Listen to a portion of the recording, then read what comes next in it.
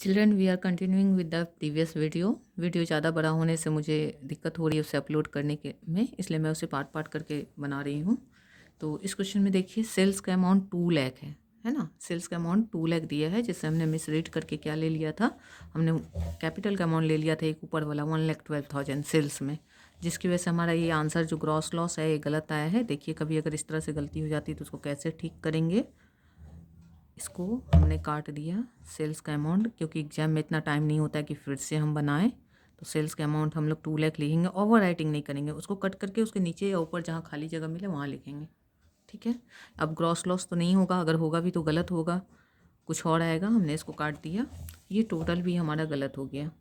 ठीक है, तो इसको भी हमने काट दिया और इसके ऊपर या नीचे हम जगह बना के वहाँ पे टोटल लिख देंगे।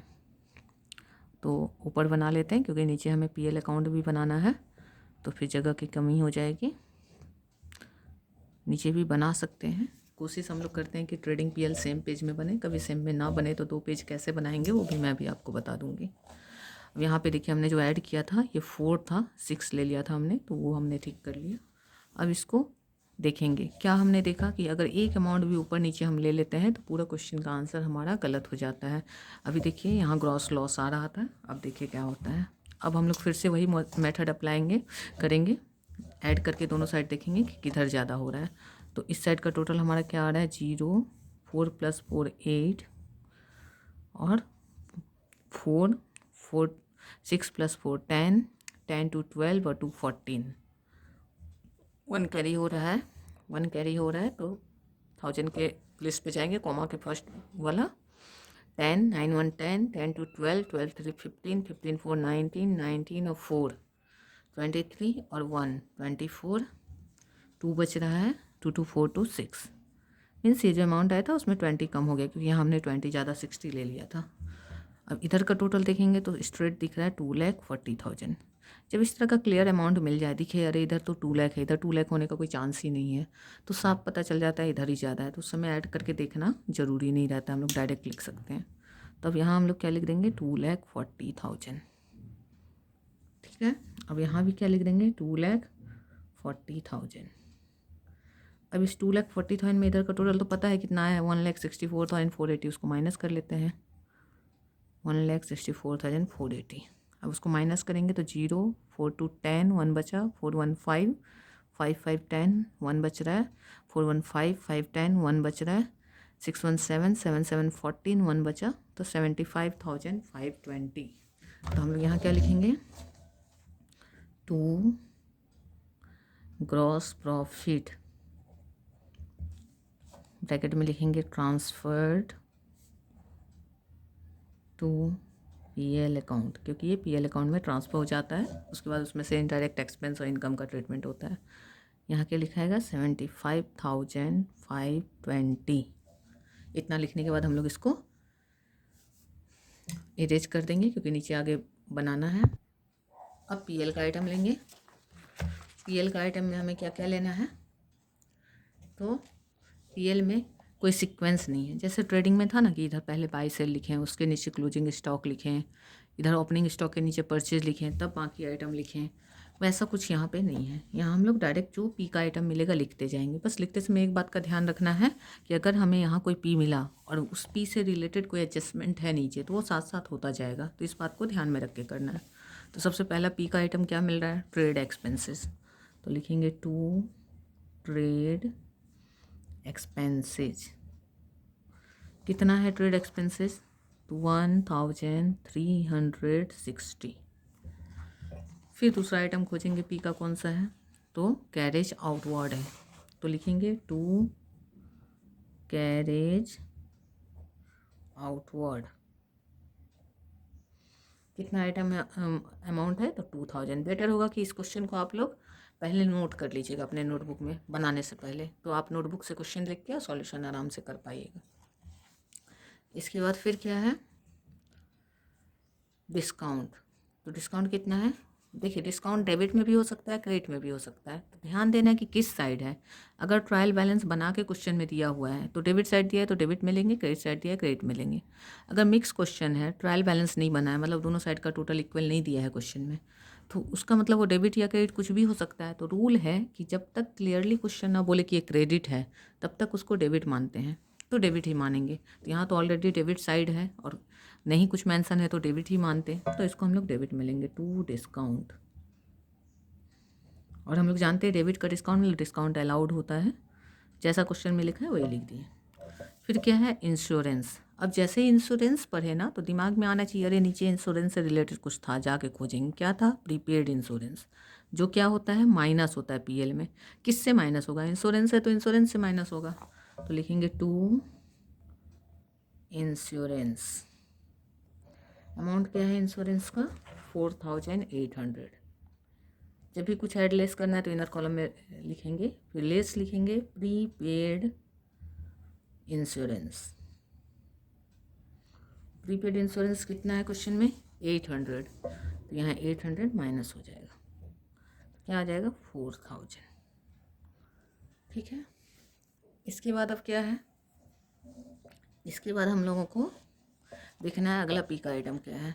तो यहाँ से हम लोग लेते हुए आ रहे हैं, ट्रेड एक्सपेंस ले लिया, कैरेज आउटवर्ड, डिस्काउंट, इंश्योरेंस। अब अगला पी का आइटम है ऑफिस रेंट। तो रेंट से रिलेटेड तो कोई एडजस्टमेंट नहीं है, डायरेक्ट लिख देंगे टू ऑफिस रेंट। क्या अमाउंट है 2480। इसके बाद फिर है टू प्रिंटिंग एंड स्टेशनरी। मतलब एक बार क्वेश्चन को मार्क कर लेने के बाद और कुछ काम नहीं, बस केयरफुल होकर देखना है कि क्या मार्क है, उस प्लेस में जो जो पी मार्क है सबको लेते जाना है। To printing and stationery 320।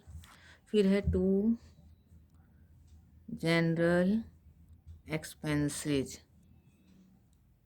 तो जनरल एक्सपेंसेस कितना है 2000। इसके बाद फिर क्या है एडवर्टाइजिंग। टू एडवर्टाइजिंग, एडवर्टाइजिंग में है 6000।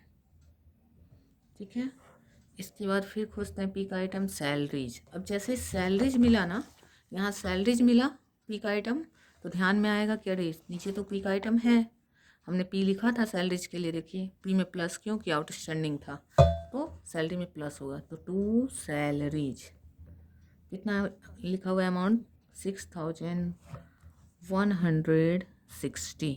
और ऐड आउटस्टैंडिंग सैलरी, क्यों ऐड कर रहे हैं, क्योंकि आउटस्टैंडिंग है, मतलब देना बाकी है, अभी दिए नहीं है मगर ये भी देना होगा, ये भी इस साल का खर्च है।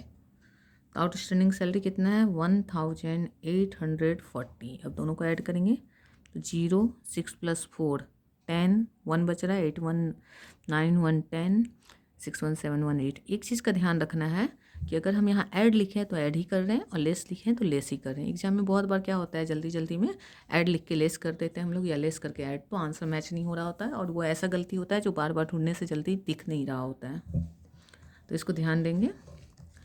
अब सैलरीज के बाद फिर हम लोग पी का आइटम खोजेंगे कि अब क्या है। तो अगला पी का आइटम क्या है रिपेयर्स एंड रिन्यूअल्स। तो टू रिपेयर्स एंड रिन्यूअल्स, क्या अमाउंट है रिपेयर्स एंड रिन्यूअल्स का 800। अमाउंट बहुत केयरफुली लेना है, एक भी ऊपर नीचे लेने से क्या होता है हमने देख लिया ना ट्रेडिंग में। उसके बाद है to telephone expenses. Telephone expenses कितना है 200।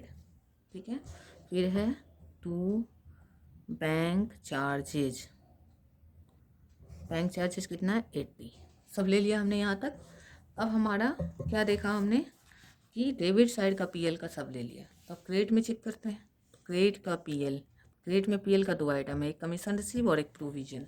तो प्रोविजन तो हमारा एडजस्टमेंट में है, तो प्रोविजन का एडजस्टमेंट खोजते हैं, क्या लिखा हुआ है provision for doubtful debt 2% raise होना था, तो न्यू प्रोविजन आया था 1440 है ना, और ओल्ड प्रोविज़न क्वेश्चन में दिया हुआ है 3800। और रूल क्या है कि अगर ओल्ड प्रोविज़न ज़्यादा है न्यू प्रोविज़न से तो कहाँ जाएगा पीएल में, क्रेडिट साइड में जाएगा।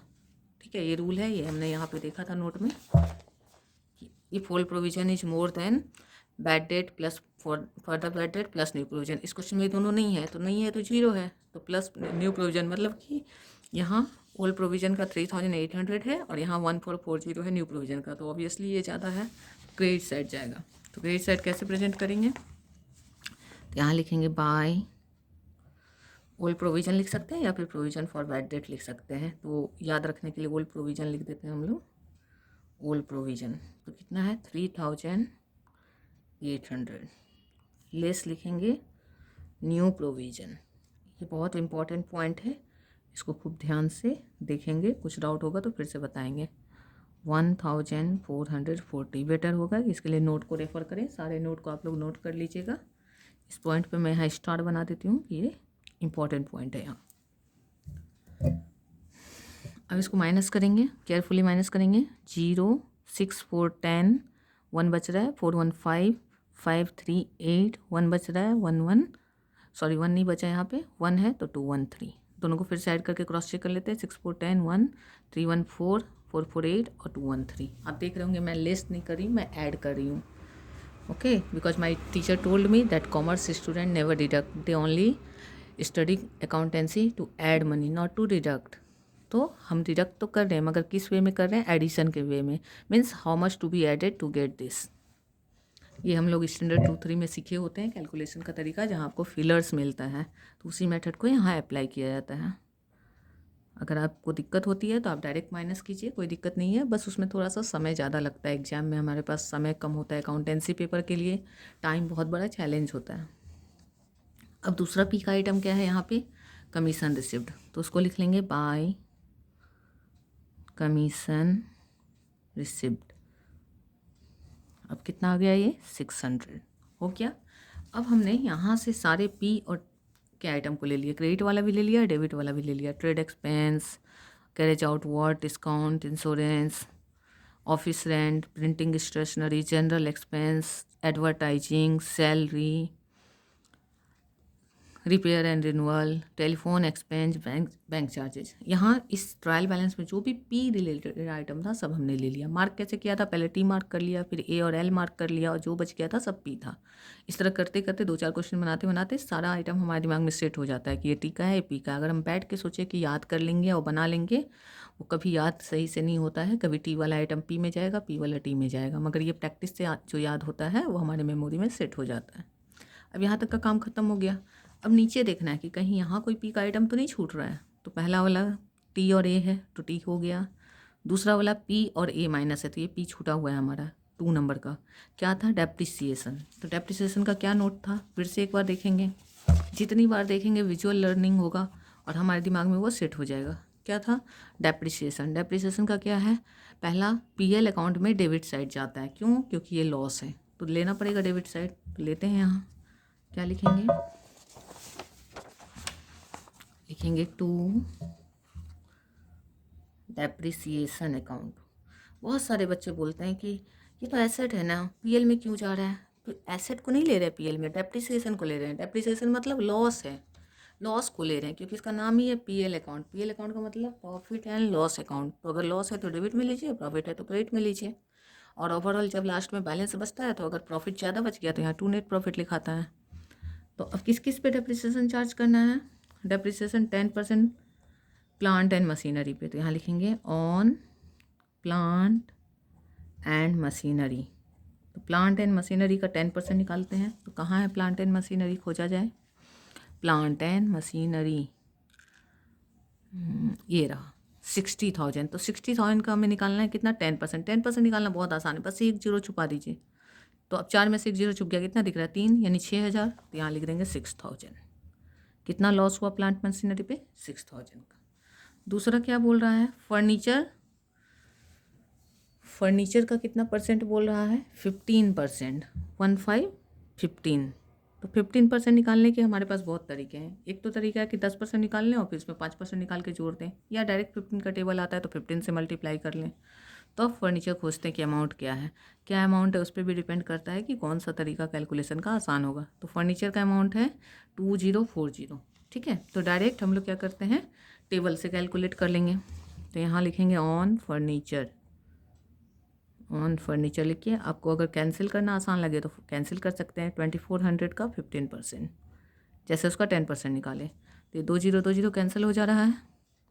और क्या बच रहा है, 15 4 जा 60, 60 का 0 हो गया, 6 बच गया, 15 2 जा 30 और 30 में 6 36। ठीक है। दूसरा तरीका क्या था कि 10% 240 आता, तो 10% 240 तो 5% 120, दोनों को ऐड कर दिए तो 360। तो अब यहाँ क्या आ जाएगा, टोटल 6360। कैलकुलेशन अपना हाथ में है, सबका अलग अलग तरीका है, जो कंफर्टेबल लगे वो करिए, बस टाइम कंज्यूमिंग कम होना चाहिए। अब ये हो गया। अब फिर चेक करेंगे, पहला हो गया, दूसरा हो गया, तीसरा भी हो चुका है हमारा पीएल का, चौथा हो गया है, पांचवा भी हो गया, मतलब हमने एडजस्टमेंट का भी सारा आइटम ले लिया। तो अब ले लिया तो अब क्या करना है, जानना है कि नेट प्रॉफिट हो रहा है या नेट लॉस हो रहा है, तो वही प्रोसेस अपनाएंगे, दोनों साइड का टोटल करेंगे।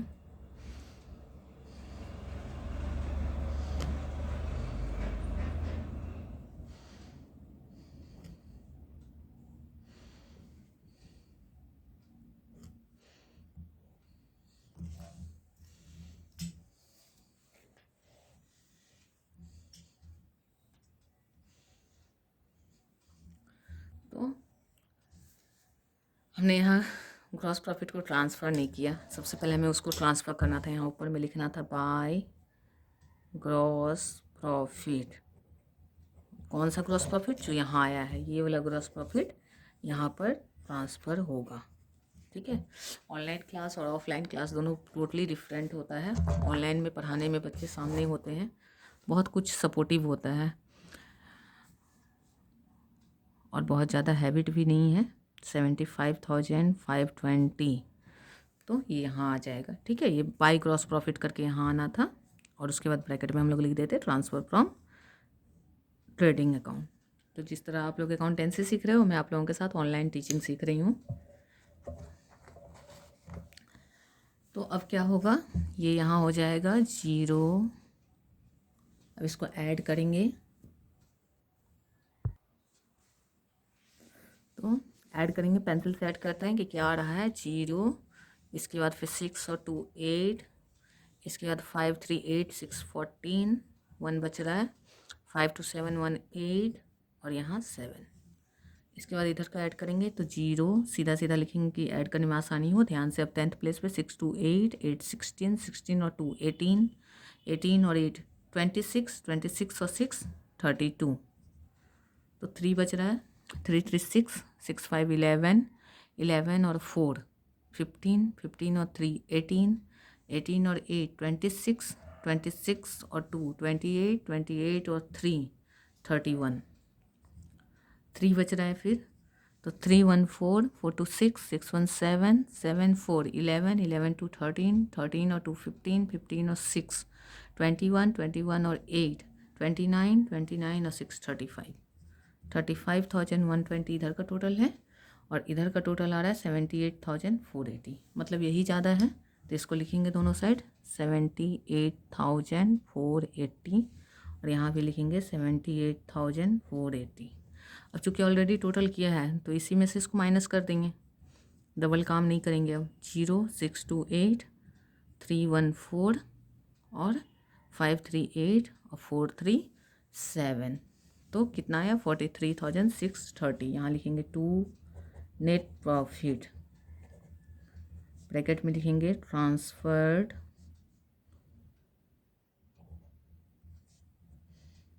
To capital accounts. ठीक है, अब कितना आएगा यहाँ 43,360 आ गया। ये हमारा नेट प्रॉफिट हुआ। अब ये नेट प्रॉफिट एग्जाम में तो पता नहीं होता है सही है कि गलत है। एग्जाम क्लास में तो आराम से आंसर देख के हाँ मेरा आ गया कर लेते हैं, मगर एग्जाम में तो ये पता नहीं होता है सही है या गलत है। तो इसलिए क्लास में भी बनाते समय नहीं देखेंगे पहले, ठीक है, गलत होता है होने दीजिए, तब आपका कॉन्फिडेंस बिल्डअप होगा। जब आपका बैलेंस शीट मैच हो जाएगा डेबिट और एसेट और लायबिलिटी साइड, तो अपने आप ये कंफर्म हो जाएगा कि आंसर सही है या नहीं है। तो उतना देर पैसेंस रखना पड़ेगा कि ये नहीं कि एक आंसर आया देखें, गलत आया तो घबरा गए, सही आया तो एकदम माइंडलेस होकर बनाते चले गए, वैसा नहीं करना है, पैसेंस रखना है। लास्ट में बैलेंस शीट मैच हो गया तो सही है।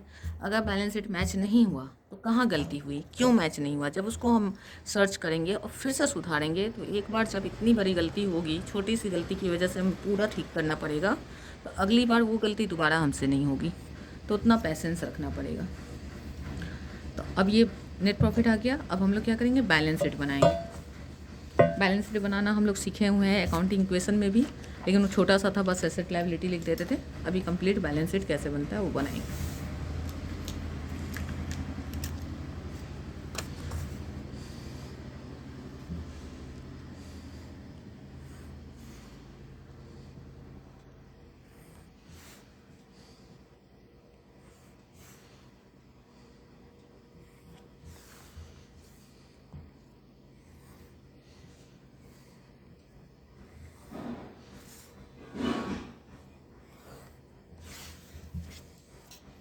ऑनलाइन पढ़ाना ऐसा लगता है ऐसे पागल जैसा खुद ही बके जा रहे हैं, इसलिए थोड़ी सी ये होती है।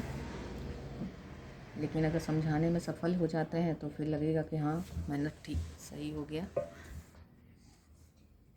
यहाँ लिखते हैं जॉन और डेट लिखते हैं। इस क्वेश्चन में डेट नहीं लिया है हमने, तो डेट का जगह ब्लैंक छोड़ देंगे।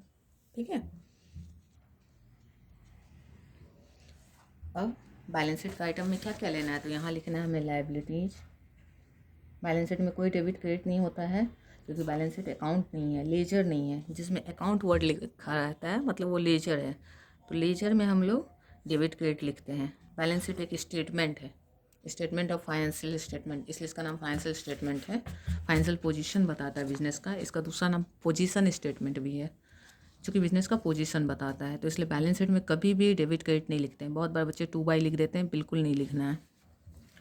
तो अब हम लोगों को क्या करना है, सारा एसेट का आइटम को लेना है, इधर एसेट साइड और लायबिलिटी को लायबिलिटी साइड। और लेते समय क्या ध्यान रखना है कि अगर उससे रिलेटेड कुछ एडजस्टमेंट में है तो उसको भी साथ साथ करते जाना है। तो स्टार्ट करते हैं बिगनिंग से। कहाँ कहाँ ये लिखे, प्लांट एंड मशीनरी लिखे है ना, यहाँ लिख देते हैं प्लांट एंड मशीनरी। ठीक है। प्लांट एंड मशीनरी कितने का है, 60,000 का है। तो हमें याद है उसका डेप्रिसिएशन था, तो इनर कॉलम में लिखेंगे 60,000 और लिखेंगे लेस डेप्रिसिएशन। कितना डेप्रिसिएशन हुआ था, कितना लॉस हुआ था, तो देख लेंगे पीछे जाके। यहाँ पे 10% था ना, 6,000 का डेप्रिसिएशन था यहाँ। तो हम लोग क्या लिखेंगे, लेस डेप्रिसिएशन करके और 6,000 लिख देंगे। 6,000 तो कितना आ जाएगा, 60 से 6 माइनस होगा 54,000। ठीक है। अब दूसरा एसेट लेंगे। सीक्वेंस में क्यों ले रहे हैं कि गलती ना हो, क्योंकि 11 में जब बच्चे फाइनेंशियल स्टेटमेंट सीखते हैं तो बिगिनिंग स्टेज में होते हैं। आगे जाके 12 में सीखेंगे तो लिक्विडिटी के हिसाब से लिखेंगे। लेकिन बिगिनिंग में हम लोग केवल देखते हैं कि बैलेंस शीट में पोस्टिंग कैसे हो, सही पोस्टिंग हो जाए, कि ये काम सीख लेंगे तब उसका अगला स्टेज है कि हम उसको नॉन करेंट और करेंट एसेट में डिस्ट्रीब्यूट कर सकें। तो दोनों चीज़ें एक साथ अगर सीखेंगे तो पूरी तरह से कंफ्यूज हो जाएंगे। तो हम लोग पहले सीखते हैं कि कैसे प्रेजेंट करते हैं सारा एसेट। अब अगला एसेट खोजना है। फिर क्या है, सन्ड्री डेटर्स। तो लिखेंगे सन्ड्री डेटर्स। तो डेटर्स कितना है, 72,000।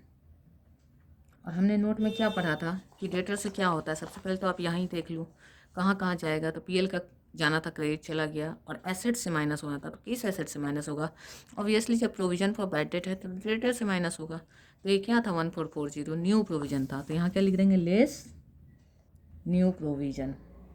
आप लोग अपने नोट में जाके उसको फिर से देख सकते हो। इसको बनाने से पहले नोट कर लेना तो आसानी से समझ आ जाएगा। अब इसको इसमें से लेस करना है। तो अब कितना अमाउंट आएगा, 0, 6, 4, 10, 1 बच रहा है, 4, 1, 5, 5, 5, 10, 1 बच रहा है, 1, 1 हो गया 2 और यहाँ 7। फिर से क्रॉस चेक करने के लिए ऐड कर लेते हैं, 6, 4, 10, 5, 1, 6, 4, 10, 1, 1, 1, 2। अब एसेट्स में तीसरा आप लेंगे। तो डेटर हो गया। डेटर के बाद क्या है, एसेट है बिल रिसीवेबल। तो यहाँ लिख देंगे बिल्स रिसीवेबल। कितना है बिल रिसीवेबल, 12,000। इसका कोई एडजस्टमेंट नहीं है, डायरेक्ट यहाँ लिख देंगे। ठीक है। इसके बाद अब फिर अगला एसेट खोजेंगे, बस खोजते जाना है। Furniture and fixtures. तो लिखेंगे furniture and fixtures. Furniture and fixtures का एडजस्टमेंट हमें याद है, यहाँ 2,400 है और इसमें लिस्ट डेप्रिसिएशन था लेस डेप्रिसिएशन। कितना डेप्रिसिएशन था? 2400 का 15% था। ठीक है, तो हम लोग 2400 का 15% निकाले थे, कितना आया था? 360। एक बार देख के कंफर्म हो लेंगे कि वही है फर्नीचर एंड पिक्चर्स 360। इसके बाद इसको माइनस करना है हमें, तो माइनस करना है तो कैसे करेंगे?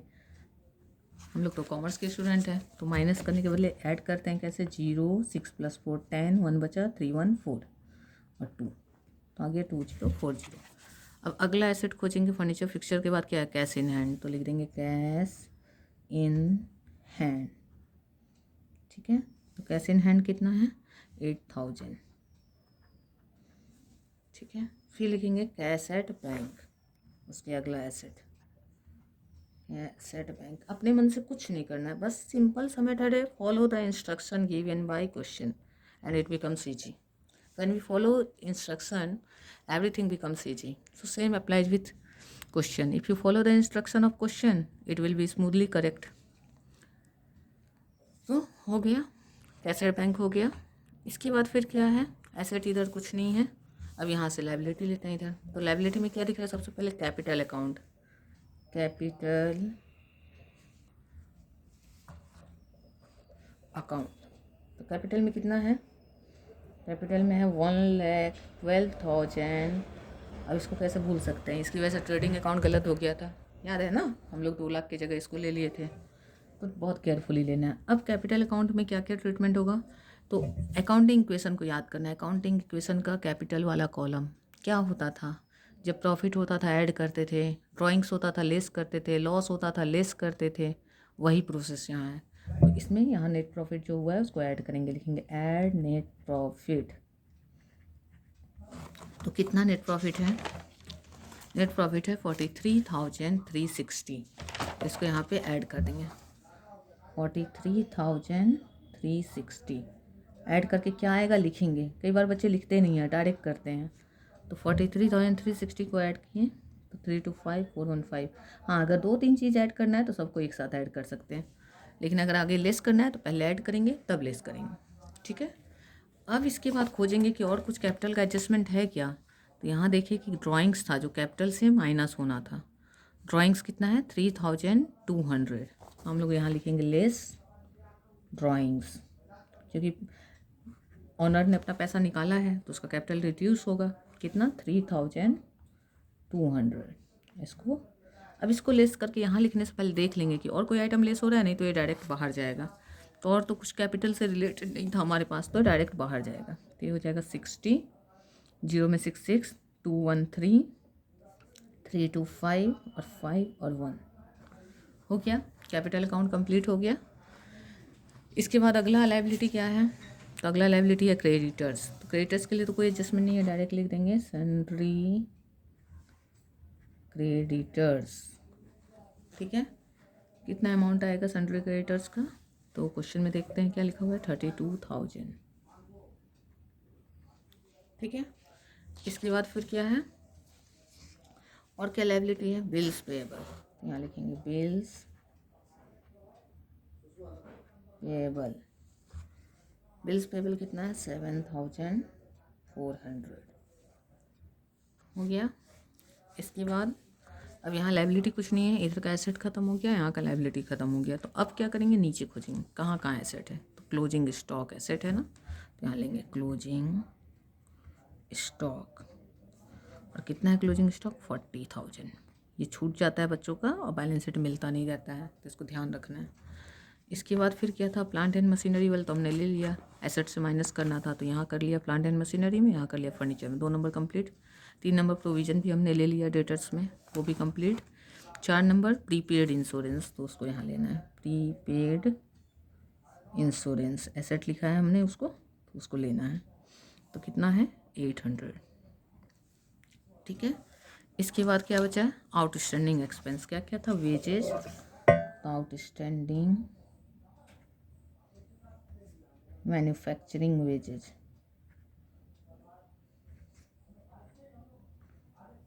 कितना अमाउंट है? 1200। और दूसरा है आउटस्टैंडिंग सैलरीज, ये कितना है 1840। ठीक है, तो अब हमने यहाँ का भी सारा आइटम ले लिया, यहाँ का भी ले लिया और ये वाला भी ले लिया। तो अब हमारा टोटल मैच होना चाहिए। हम लोग ऐड करके देखेंगे, अगर नहीं मैच होगा तो खोजेंगे कि क्या छूटा।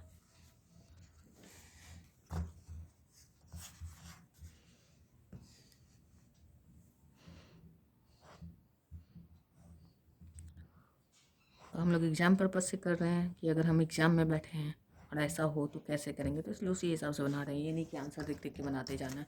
तो दोनों साइड का टोटल पेंसिल से करके एक बार देख लेंगे कि अगर टोटल मैच नहीं हुआ तो जितना का डिफरेंस होगा अमाउंट खोजेंगे कि क्या है। तो यहाँ 0 लिखेंगे नीचे, 6 + 4 10, 1 बच रहा है, 1 1 2, 4 2 6, 6 2 8, 8 16, 1 बचा, 2 1 3, 3 2 5, 7 5 12, 12 1 13, 1 14, 1 बच रहा है, 5 1 6, 3 9 और 1। अब इधर चेक करेंगे, 0 आ रहा है, 6 और 4 10, 1 बच रहा है, 5 1 6, 6 2 8, 8 8 16, 1 बच रहा है, 4 1 5, 5 2 7, 7 2 9, 9 और 8 17, 17 और 7 24, 2 बच रहा है, 5 2 7, 7 7 14, 14 1 15, 15 और 4 19 आ गया टोटल। कितना भी बैलेंस शीट बना ले, जब तक टोटल नहीं आता है एक तो लगता ही रहता है मन में कि पता नहीं टोटल आएगा कि नहीं आएगा। तो ये सिर्फ बच्चों के साथ नहीं होता है, सबके साथ होता है। तो 1,94,600 जैसे एग्ज़ाम में ऐसा आ जाए तो कितना अच्छा लगने लगता है। बस ये कंप्लीट हो गया। ये वाला नीचे वाला हटा दिए ताकि टाइम सेव हो। अकाउंटेंसी एग्ज़ाम में कॉन्सेप्ट 40%, टाइम सेविंग 60%, ऐसा रोल होता है। और टाइम सेविंग कब होगा, जब आप बार बार एक क्वेश्चन को सही तरीके से प्रैक्टिस करोगे। तो आशा करते हैं कि आप लोग के लिए हेल्पफुल होगा। थोड़ा बहुत जो वीडियो में प्रॉब्लम हो रहा है उसको इग्नोर कीजिए, क्योंकि मैं बहुत ज़्यादा मोबाइल फ्रेंडली नहीं हूँ। Thank you all.